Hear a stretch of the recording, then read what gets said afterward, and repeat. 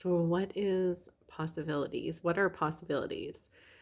So, sometimes we get stuck in our head or in our body with making the same choices. Like, for example, look at how our body is. Like, do we have or and look at how our mind is. Like, are we having that conversation in our mind that says, "Oh, you are too thin. You are too fat. You are not smart enough." All of these sort of things, right? And these come, like these thoughts that we have in our mind can come from, things that happen in our childhood, different traumas that we've experienced, different situations. Now, um, when we limit ourselves like that, when we limit ourselves with thinking, with our, mind that's saying, "Oh, you're too thin," and becomes an emotion with this, right? Like there's an emotion with this, and you're like, "Oh, I'm not too thin." I'm like, you're angry because maybe you think you are thin, and all this sort of stuff. Like if somebody came up to you and said your body is not optimum, um, then there's this emotion that you're like, no, it's perfectly normal, or yeah, you're right, I'm not the greatest here right now. And so what that part there is the limit, right? Like that is not giving us a lot of choice. Our body has already decided, and our mind has already decided that this is only how you can live. In this little bit, you have to stay either thin or fat or not right. And and then that is like so heavy, like that just brings your body to only get to choose those things. But when we collapse that belief and allow ourselves to just like observe ourselves and be like, "Oh my goodness, look at this part of my body. Look at this part of my body. Look at how beautiful I am. Look at my beautiful soul."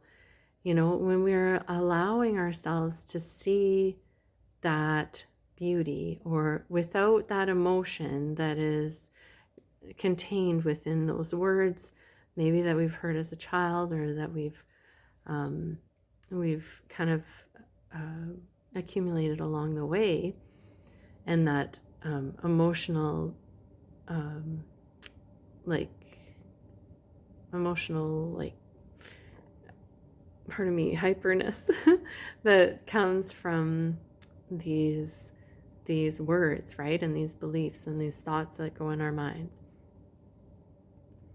Then we can actually, like when we allow for possibilities and allow maybe God or the universe to be able to come and be like, "Oh, okay, like maybe next time, like I wonder what God has for my body, or I wonder what the universe like has for my body," and allow that to go, like, allow that possibility to be out there and not make that defined choice that we already have for ourselves, because maybe your body is supposed to be, that like a certain weight, and that is your body's happy place. And maybe your cheeks are supposed to be like this, and maybe your, whatever, like that. All of these judgments that we have about not only our body but everything in our lives, our partners, our friends, our house, everything, like, right?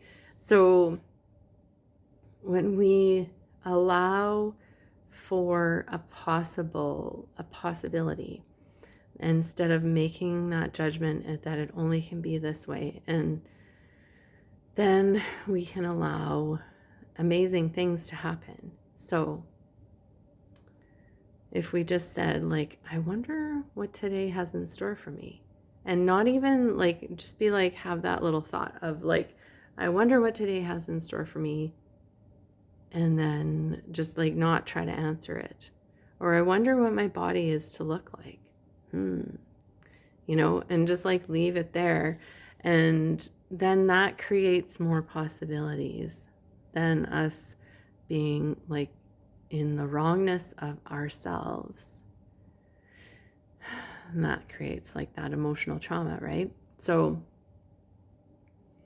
the possibilities is about creating undefined possible outcomes, right?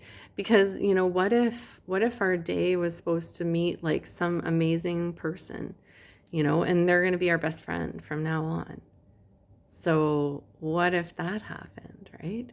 And then but we don't do that because we limit ourselves by saying, oh, but look at my body, or by look at like getting stuck, right? If we stay in the stuckness, then we are not allowing the possibilities. Okay, so that's it.